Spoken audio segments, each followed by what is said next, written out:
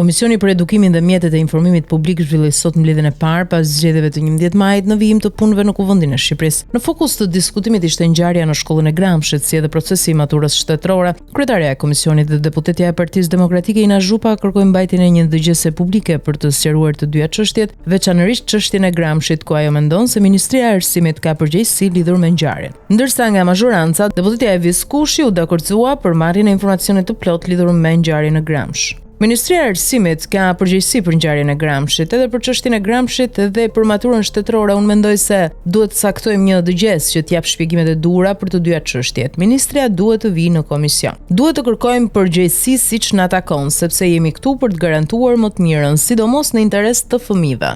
Edhe jo për t'i bërë fresk pushtetit që rritet në mënyrë jo proporcionale dhe jo logjike, thot Zhupa. Nga ana tjetër, deputetja e Partisë Socialiste e Viskushi, ish ministra e Arsimit, u shpreh se ndan shqetësimin mbi rastin e Gramshit, duke e konsideruar një çështje me ndjeshmëri të lartë publike. Shumë shkurt unë desha të bashkohem me ju për shqetësimin në ngjarjen e Gramshit. Padyshim që është një ngjarje e rëndë që të gjithëve na shqetëson, sepse shëndeti i fëmijëve tanë është parësor. Mendoj se duhet të marrim informacion të plot mbi ngjarjen, ende nuk dihet nëse janë bërë publike plotësisht arsyet dhe shkaktarët, thot Kushi. Në përfundim u caktua që ditën e nesërme mbledhja e komisionit do të shfrytëzohet për të zgjeruar këto dy çështje.